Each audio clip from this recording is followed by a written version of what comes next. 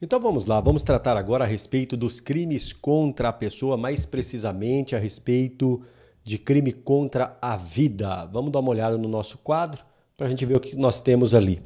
Vamos inicialmente aqui falar do crime de homicídio, destacando alguns pontos importantes em relação ao homicídio. Homicídio simples que nós temos aqui no início, artigo 121, lembrando que o homicídio simples ele pode ser considerado hediondo,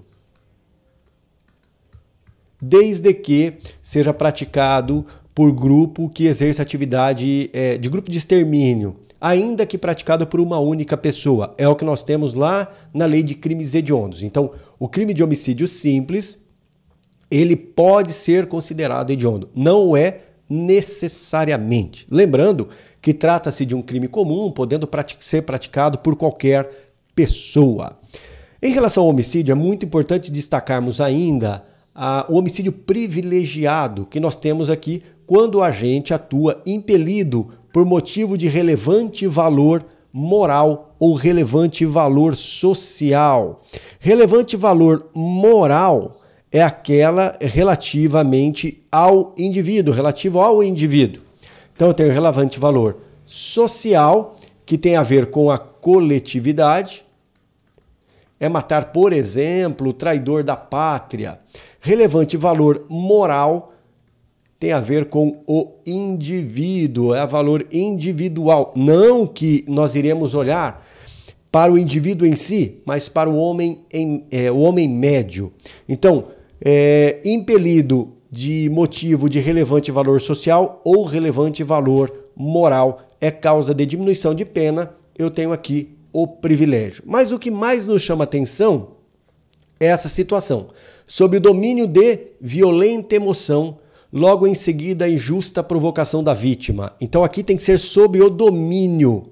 Se for sob a influência de violenta emoção, não há que se falar em privilégio. Eu tenho, na verdade, uma atenuante prevista no artigo 65 do Código Penal. Então, quando o sujeito atua sob a influência de violenta emoção, eu tenho uma causa atenuante, não é causa do privilégio, tá certo? Muito cuidado, essa expressão sob o domínio de violenta emoção é muito importante, a gente encontra constantemente essa expressão sendo trazida, a influência de violenta emoção.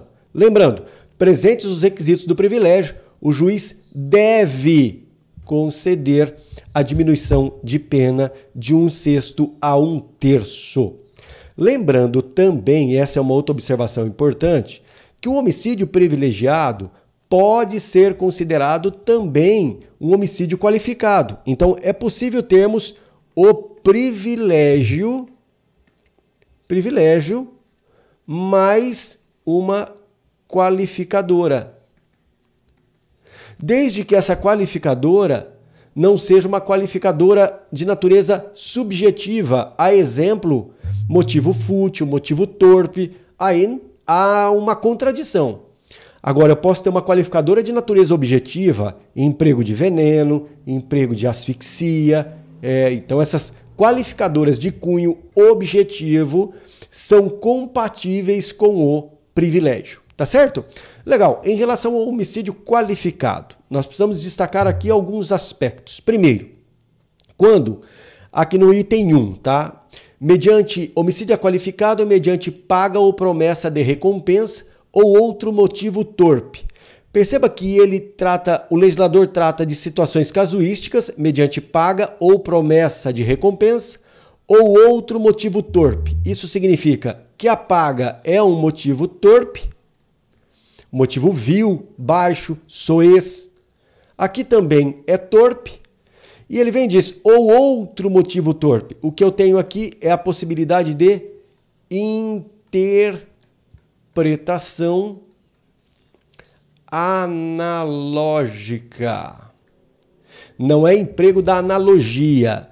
No caso, a interpretação analógica, aplicando-se o item 1 a outras situações de torpeza, a outras situações onde eu tenho um motivo vil, um motivo baixo, um motivo soez para a prática do homicídio. Portanto, a interpretação analógica é possível exatamente nessa situação e aqui, evidentemente, em prejuízo do agente. Um outro tópico que a gente encontra, eu quero chamar a atenção, é em relação a essa qualificadora aqui, do item 3, que é o emprego de veneno. O emprego de veneno como qualificadora do homicídio só será considerado se for ministrado por meio insidioso. Ou seja, para que haja o veneno como qualificadora, é necessário que ele seja ministrado à vítima sem que ela saiba, de maneira fraudulenta, tá? Agora, se eu ministro o veneno e ministro ele à vítima, ela sabendo que está sendo envenenada, aí eu teria uma qualificadora não pelo emprego de veneno, mas em razão da crueldade. Então, o veneno como qualificadora do crime de homicídio exige que o comportamento seja insidioso, ou seja, dissimulado. Se não for dissimulado, se eu submeto a vítima ao envenenamento e ela sabendo que está sendo envenenada, eu posso ter a qualificadora pelo meio cruel e não pelo envenenamento. Correto? Ótimo. E nós temos aqui embaixo, no item 5, a qualificadora do homicídio, o homicídio praticado para assegurar a execução de um outro crime. Aqui é a conexão, e esse nome é importante você guardar, conexão teleológica. Agora, eu posso praticá-lo também para ocultar a impunidade ou a vantagem de um crime que já ocorreu. Aqui eu tenho o que se chama de conexão consequencial.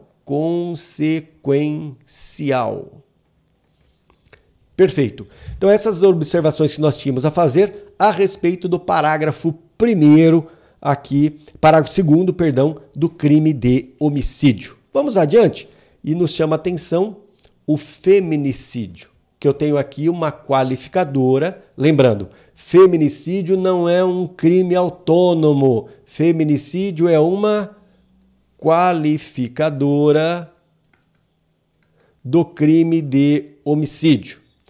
Obviamente que neste caso, no caso do feminicídio, o sujeito ativo, quem pratica o crime, pode ser tanto o homem como também a mulher. Sujeito passivo do crime, sujeito passivo,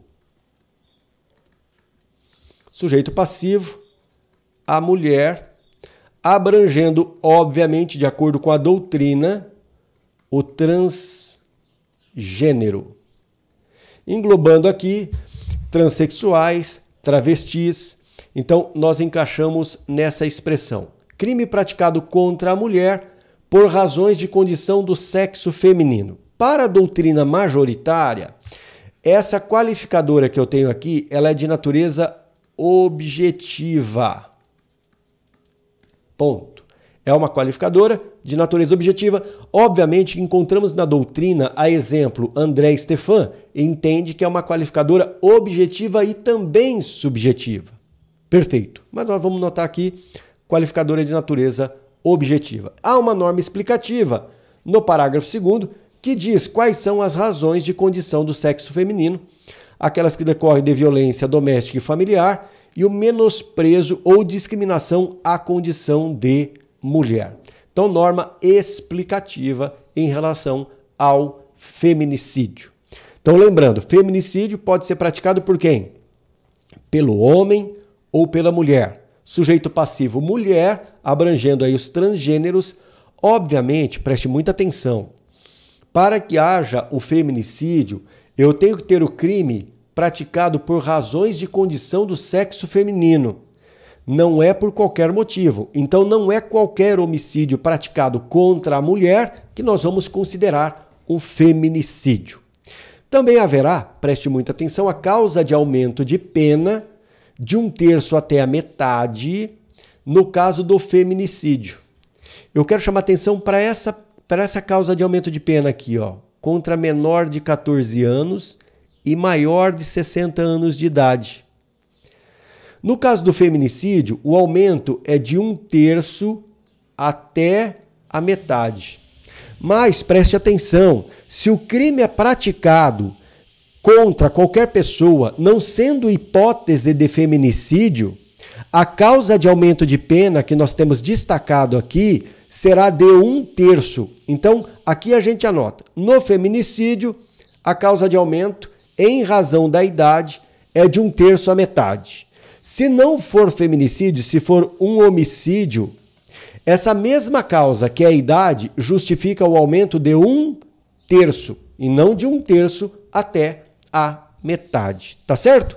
Legal. Vamos caminhando ali e é exatamente a causa de aumento que eu trago aqui. Olha, se o crime de homicídio é doloso, aumenta-se de 1/3 se é cometido contra quem? Menor de 14 ou maior de 60. Então a gente anota aqui em cima, no homicídio, a causa de aumento é de 1/3. No feminicídio, a causa de aumento será de 1/3 até a metade. Perfeito. As causas de aumento de pena aqui, essa distinção é muito importante porque ela pode ser perguntada na sua prova e você tem que tomar muito cuidado. Nós temos também a qualificadora, é qualificado, tá? Homicídio qualificado, não é causa de aumento, quando praticado homicídio contra agentes de segurança e também contra cônjuges, companheiro e parentes e consanguíneos até o 3º grau. Só que em razão de ser agente de segurança. Por exemplo, eu mato o filho do delegado em razão dele ser delegado de polícia. Eu tenho homicídio qualificado porque eu pratiquei contra um parente de autoridade policial em razão da condição de autoridade. O que eu quero destacar é que neste caso também tem uma qualificadora, não é causa de aumento de pena. E eu tenho agora sim uma causa de aumento de pena de 1/3 até a metade, portanto de 1/3 à metade, se o crime for praticado por milícia privada, sob o pretexto de prestação de serviço, de segurança ou grupo de extermínio. Então, essa é a causa de aumento de pena que eu tenho no parágrafo 6º. Vamos resolver uma questão a respeito desse tema. Vamos lá. A respeito do delito de homicídio, assinale a opção correta. Constitui forma privilegiada desse crime o seu cometimento por agente impelido por motivo de relevante valor social e valor moral. Correto. Ou sob a influência. Errado. Tem que ser sob o domínio para que haja o privilégio. Letra B. A qualificadora do feminicídio, caso envolva violência doméstica, menosprezo ou discriminação à condição de mulher, não é incompatível com a presença da motivação torpeza. Quando ele fala, vamos aqui reduzir essa frase, tá? Não é incompatível, quer dizer que é compatível. É exatamente isso. Se eu reconheço que o feminicídio é uma qualificadora de natureza objetiva, não há problema de termos um feminicídio com motivo torpe. É compatível, não tem problema. Então, letra B será o gabarito. Letra C.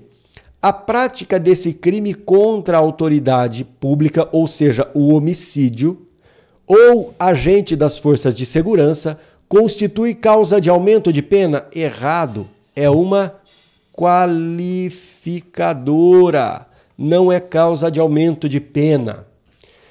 Letra D. É possível a aplicação do privilégio ao homicídio qualificado, independentemente das circunstâncias qualificadoras serem de ordem subjetiva ou objetiva? Errado. O privilégio só é aplicado ao homicídio qualificado quando a qualificadora for de ordem objetiva. A subjetiva não permite o privilégio.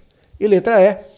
Constitui forma qualificada de crime, desse crime, o seu cometimento por milícia privada, a pretexto de prestação de serviço de segurança ou por grupo de extermínio. Errado, não é forma qualificada. O que eu tenho é uma causa de aumento de pena de 1/3 até a metade. Tá certo? É isso aí. Agora vamos falar do crime de induzimento, instigação ao auxílio ao suicídio ou automutilação. Esse crime, os verbos são induzir e instigar alguém ao suicídio ou auxiliar. Ou ainda, induzir e instigar ou auxiliar alguém à automutilação. Esse crime é um crime formal. Ou seja, se consuma, a consumação ocorre com a conduta, independentemente de qualquer resultado. Então, a consumação ocorre com a conduta, independentemente de ter havido a tentativa de suicídio, independentemente de ter havido a automutilação. Portanto, mesmo que a vítima nada faça, não há que se falar, em consumação. Mesmo que a vítima não tente o suicídio, mesmo que ela não se automutile, há o crime consumado, porque o crime se consuma com a conduta. É um crime formal. Agora, desse crime eu posso ter resultados.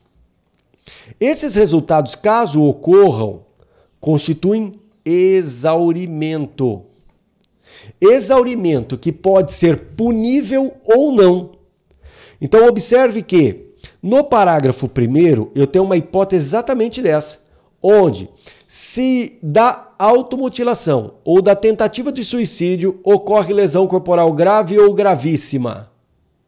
Nesse caso, eu tenho a pena destacada aqui embaixo. Portanto, a lesão corporal grave ou gravíssima constitui um exaurimento, um resultado posterior punível. É o que chama de pós-factum punível. E por que é punível? Porque ele não responde com base nessa pena do caput, mas sim com base na pena do parágrafo 1º. Lembrando, sim, que se ocorre lesão leve, aí eu estou diante de um pós-factum impunível. E por que é impunível? Se há lesão leve, ele responde com base no caput e não no parágrafo 1º. A mesma coisa ocorre se em razão do induzimento, da instigação, ocorre o suicídio ou, no caso da automutilação, a morte. Eu tenho também uma qualificadora. Não se aplica a pena do caput e sim a pena do parágrafo 2º. Portanto, o resultado morte é um pós-factum punível, já que eu tenho uma qualificadora. Agora, lembrando, no crime que eu estou anotando aqui em cima, ó, esse crimezinho aqui, ele tem um sujeito passivo específico, tá? Lembrando sempre. Quem é o sujeito passivo aqui? Lembre sempre disso. Sujeito passivo é qualquer pessoa, desde que tenha capacidade de resistência, portanto, maior de 14 anos de idade. Menor de 14 anos de idade, já não tenho mais esse crime. Ou eu tenho o homicídio, ou eu tenho uma lesão corporal, que nós veremos um pouco mais adiante. Então, se eu induzo um menor abaixo de 14 a se suicidar, eu estou matando ele. Eu tenho homicídio e não auxílio ao suicídio. Perfeito? Vamos dar uma olhada adiante, então. Essa causa de aumento de pena, somente a literalidade resolve. Quando o crime é praticado por motivo egoístico, motivo torpe ou fútil, a pena é duplicada. E também é duplicada se a vítima é menor ou tem diminuída a capacidade de resistência. Quem é esse menor aqui? É aquele que tem menos de 18 anos e mais de 14 anos. Perfeito? Por quê? Porque se o sujeito tiver menos de 14 anos, não há esse crime que nós estamos analisando aqui. Perfeito? Então, essa causa de aumento é para aquele que tem menos de 18 e mais de 14. Menos de 18 e mais de 14, eu tenho ali uma capacidade de resistência diminuída, mas ela ainda existe. O sujeito responde por esse crime do artigo 122 com a pena aumentada, pena duplicada, na verdade. Correto? Perfeito. Vamos lá. A pena será aumentada de até o dobro se a conduta é realizada por meio de rede mundial de computadores, internet, rede social. Essa causa de aumento decorre daquele jogo que nós tivemos, infelizmente, que é a chamada baleia azul, que levou a vários adolescentes à automutilação. Então eu tenho uma causa de aumento decorrente exatamente dessa disseminação maior que há na rede mundial de computadores, e a pena ainda é mais severa se aquele que induz é organizador do grupo, é líder de grupo, e é o que eu tenho aqui no parágrafo 5º. Aumenta-se a pena em metade se o agente é líder ou coordenador de grupo ou de rede virtual. Então são as causas de aumento que nós temos aí. Em relação ao parágrafo 6º e ao parágrafo 7º, a gente tem que ficar muito atento. Preste atenção. Parágrafo 6º. Se o crime previsto no parágrafo 1º, lá no parágrafo 1º, diz que é uma qualificadora decorrente do quê? Decorrente de lesão grave ou gravíssima. Perfeito. É uma causa de aumento de pena. Só que aquela qualificadora do parágrafo 1º se aplica quando a vítima for, preste atenção que eu vou dizer, maior de 14 anos ou capaz. Acima de maior de 14, né? E capaz. Então, eu tenho essa qualificadora do parágrafo 1º. Se a vítima é menor de 14, e aí que surge o problema, vítima menor de 14 anos ou sem capacidade de resistência. Se a vítima é menor de 14 e sem capacidade de resistência e ocorre lesão corporal grave e gravíssima, o autor não responde pelo crime do artigo 122, e sim pelo crime de lesão corporal grave. Vai responder pelo crime de lesão corporal grave. Entendo errado, porque se aquele que tem menos de 14 ou não tem capacidade, não tem como consentir, não houve o consentimento, não houve resistência, então o sujeito responderia aqui, na verdade, por tentativa de homicídio, no caso de induzimento ao suicídio, ou por lesão corporal grave ou leve quando for automutilação. Correto? Perfeito. Mas aqui está dizendo o quê? Se a vítima tem menos de 14 ou não tem capacidade de resistência, eu induzi ela a se suicidar e houve lesão grave, eu respondo por lesão grave. Eu induzi a se suicidar e houve lesão gravíssima, eu respondo por lesão gravíssima e não por induzimento. Então, eu tenho essa figura aqui. Agora, outra situação interessante que nós vamos encontrar é aqui no parágrafo 7º. Se ocorre o evento morte. Se ocorre o evento morte e a vítima tem menos de 14 anos ou é incapaz por qualquer motivo, aquele que induziu responderá pelo crime de homicídio. É o que nós temos anotado no parágrafo 7º. Então, o sujeito responde por homicídio. Então, essas são as observações que nós temos em relação ao crime de induzimento, instigação ou auxílio ao suicídio. Vamos dar uma olhada no que nós temos aqui adiante. Nós temos uma questão. Considere o seguinte caso. A, por motivo egoístico, induz pessoa do sexo feminino a se suicidar. Ora, vamos lá. Se está induzindo a se suicidar, crime do artigo 122 do Código Penal. Ponto. Sexo feminino é um indiferente penal nesse caso. O egoísmo, no caso do induzimento, leva a uma pena duplicada. Então ficou fácil. Induzimento ao suicídio, ou induzimento e instigação ao suicídio com pena duplicada. Esse é o gabarito. Vamos lá nosso próximo tema, que é em relação ao infanticídio. Vamos observar o que nós temos aqui. Infanticídio, crime praticado por quem? Pela mãe em relação ao filho.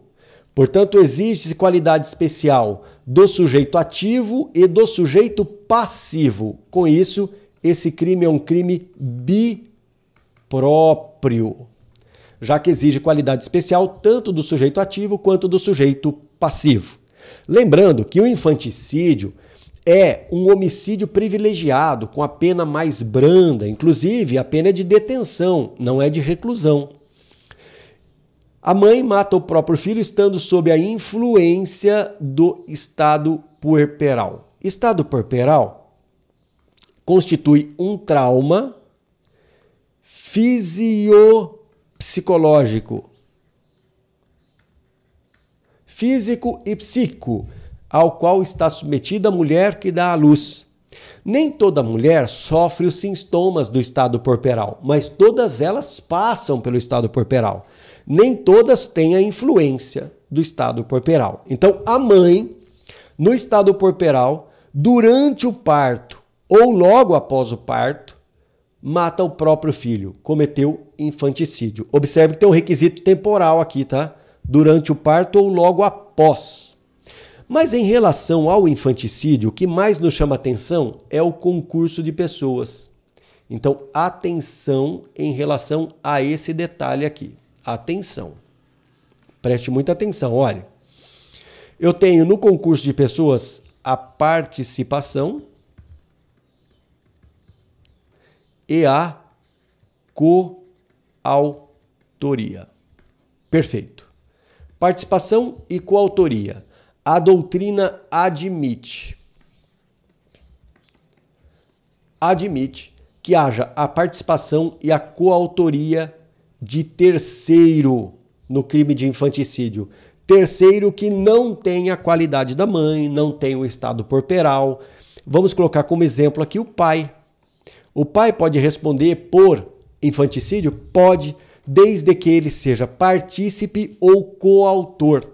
Correto? Partícipe ou coautor. Então, o pai pode ser partícipe ou coautor. Agora, se o pai mata o próprio filho, ele é o autor, ele responde por homicídio, correto? Agora, se ele é partícipe ou coautor, e a coautoria se dá quando a mãe e ele resolvem, por exemplo, esganar a criança, aí eu tenho a coautoria e a participação dele no infanticídio. Então, infanticídio é um crime próprio, não é um crime de mão própria, porque admite a coautoria. O infanticídio permite a coautoria, coautoria e a participação daquele que não tem essa qualidade especial. E a solução que para esse caso está lá no artigo 30 do Código Penal, que é a comunicação das elementares de caráter pessoal. Lembrando, se o pai realiza o verbo sozinho de matar, ele responde por homicídio e não por infanticídio. Vamos lá, vamos na sequência aqui. Nós temos uma questão sobre esse crime. Em relação ao crime de infanticídio, a lei brasileira não adotou o critério psicológico, mas sim o critério fisiopsicológico, levando em conta o desequilíbrio oriundo do processo do parto. Item absolutamente correto. O item está certo. Então, há diversos detalhes ali em relação a esse crime de infanticídio que nos chama muito a atenção. Mas vamos lá, nós temos uma outra questão adiante. Vamos resolvê-la. Vamos lá. Quanto ao crime de infanticídio, é correto afirmar que, se a mãe não quis o resultado, se a mãe não assumiu o risco do resultado, não se configura infanticídio em qualquer de suas formas, eis que inexiste o crime na forma culposa. Exato. Não tem infanticídio culposo. Se ela não quis, se ela não assumiu o risco, não tem dolo. Se não tem o dolo, não há que se falar em infanticídio. Letra B. Infanticídio é um crime comum? Errado. É um crime próprio. Letra C. O sujeito passivo no infanticídio é a mãe que mata o próprio filho? Errado. Errado. O sujeito passivo é o próprio filho. Agora, na sequência, letra D. Pratica o crime de infanticídio a mãe que mata o óvulo fecundado? Errado. Aqui seria aborto, né? Não tem que falar infanticídio. E letra E. O estado puerperal pode durar por muito tempo. Portanto, a mãe que mata seu próprio filho 1 semana depois do parto? Errado. Tem o requisito temporal durante o parto ou logo após. Então, a letra E, errada. Gabarito, então, sem dúvida, alternativa A. Vamos falar agora a respeito do crime de aborto. Artigo 124 é o aborto praticado pela própria gestante ou com o seu consentimento. Então, quem responde pelo artigo 124? A gestante, que é o autoaborto, responde pelo crime quando ela realiza o aborto. Também responde ela pelo crime quando ela consente que alguém lhe faça o aborto. Então, o aborto consentido, no caso do consentimento, ela também responde por esse crime. Então, a gestante responde pelo crime do artigo 124 quando ela, preste atenção, realiza o autoaborto ou consente para que outrem lhe provoque o aborto. Quando ela dá o consentimento ao terceiro, o terceiro, mediante consentimento, responde pelo crime do artigo 126 do Código Penal. É uma exceção à teoria monista aqui. Agora, olha que interessante. Provocar o aborto sem o consentimento da gestante, e esse sem o consentimento pode se dar de diversas maneiras. Por exemplo, quando a gestante é menor de idade, tem menos de 14 anos de idade, ou ela é incapaz. O consentimento dela é inválido, portanto, aquele que obtém o consentimento de um incapaz e de um menor, ou de um menor de 14 anos, está praticando o aborto sem o consentimento. Então, eu posso dizer que haverá o aborto sem o consentimento quando a gestante tiver menos que 14 anos ou por qualquer motivo for incapaz. Ou quando o maior de idade ela não consentiu. Aí é praticada violência contra ela e ocorre o aborto. Então, aborto praticado sem o consentimento, obviamente que é o aborto praticado por terceiro. Em relação ao aborto, é importante destacar que eu tenho aqui o artigo 126, que é o aborto praticado por terceiro mediante o consentimento da gestante. Perfeito. Vamos lá. Figura qualificada que nós vamos encontrar é quando ocorre, preste atenção, a pena é aumentada de 1/3, no caso do aborto, ou a pena é duplicada, no caso de aborto, quando a gestante sofre lesão corporal de natureza grave, 1/3 mais 1/3, e aqui duplicado, quando, no primeiro caso, lesão grave. E aqui embaixo, quando ocorre a morte da gestante. Morte da gestante. Lembrando que a lesão grave e a morte aqui ocorrem a título culposo.